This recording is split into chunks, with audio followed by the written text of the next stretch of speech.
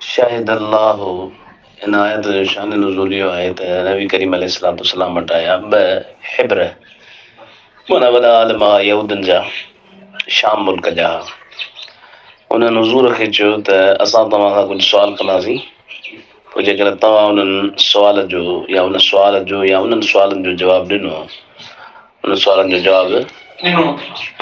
ॾिनो त पोइ असीं तव्हां ते ईमान आणींदासीं। पोइ उन मां हिकिड़ो सुवालु इहो कयूं त वॾी शाहिदी कहिड़ी आहे आज़म शहादत कहिड़ी आहे आज़म शहादत कहिड़ी इहो जो उन्हनि सुवालु कयो त अलाह जी ज़ात बाबरकात जी आयत नाज़िल फरमाई शाहिद अल्लाह इला आख़िर आयत। इन आयत जे लहण जे टाइम ते जेके काबतुल्लाह जा जे चौधारी बुत पियल हा 360 उहे किरिया अचे या वरी आयत आज़म आयत आहे छो त आज़म शाहिदी आहे आयत बि आज़मात हुनजो हिकिड़ो शान पे आहे। ऐं हिन जी फज़ीलत जे बारे में उलमा इहो लिखियो आहे जेकॾहिं कंहिं माण्हू खे वसफ़ सां पवनि था ईमान में त पोइ वॾा आरफ बुज़ुर्ग हर नमाज़ खां पोइ हिनखे पढ़ाईंदा शाहिद अल्लाह वारी आयत खे। अल्लामा जलालुद्दीन सुयूती रहमतुल्लाह अलैह शहीद जो तफ़सीर कई बयन सां। असल में इहो हिकिड़ो एतराज़ आहे हुनजो जवाबु आहे एतराज़ आहे हुनजो एतराज़ इहो आहे त शाहिदी जी माना आहे इक़रारुम बिल लिसानी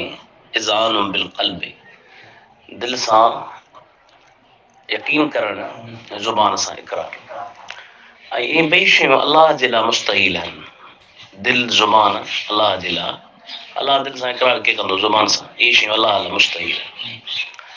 अल्लामा जलालुद्दीन सुयूती रहमतुल्लाह अलैह उनजो तफ़सीर बयन सां कयो उन तफ़सीर बयन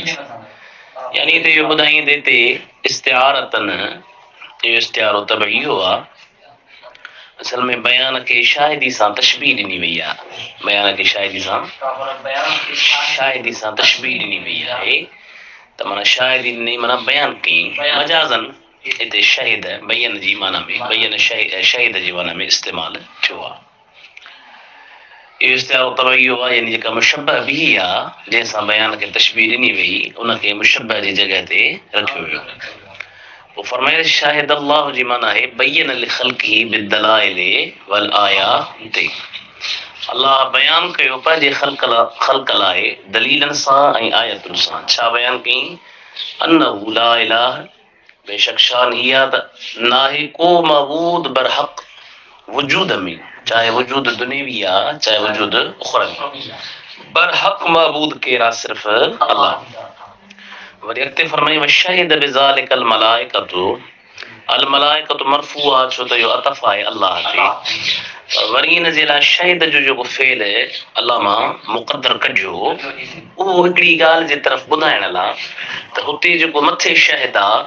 उहो मजाज़ी माना में मुस्तमल आहे उते शहीद बमाना बयन जे ऐं हिते शहीद पंहिंजे हक़ीक़ी माना में मुस्तमल आहे तॾहिं वरी शहीद ॿियो कढी त शहीद बिज़ालिकल मलाइकतु शाहिदी ॾिनी हिन ॻाल्हि जी मलाइकनि इक़रार सां ऐं इल्म वारनि यानी नबियनि ऐं मोमिननि एतिक़ाद सां ऐं लफ़्ज़ सां मलाइकनि लाइ सिर्फ़ु आयो इक़रार सां मोमिननि लाइ आयो एतिक़ाद सां। इहो छो इहो इन जे करे त मलाइक जे बारे में छो त उन्हनि जी फितरत ई फितरी तौर ते तौहीद ते पैदा कया विया आहिनि उन्हनि में त कंहिं मुनाफ़क़त जो एतमाल आहे कोन पका मुबाहिदनि जो यकीन करण या न करण जी का ॻाल्हि उन्हनि में आहे बख़िलाफ़ इंसाननि जी छो त उन्हनि में मोमिन आहिनि त मुनाफ़िक़ बि आहिनि त हू इक़रार था कनि बाक़ी जेके इल्म वारा यानी नबी ऐं मोमिन इक़रार कनि था लफ़्ज़नि ऐं एतिक़ाद बि कनि था।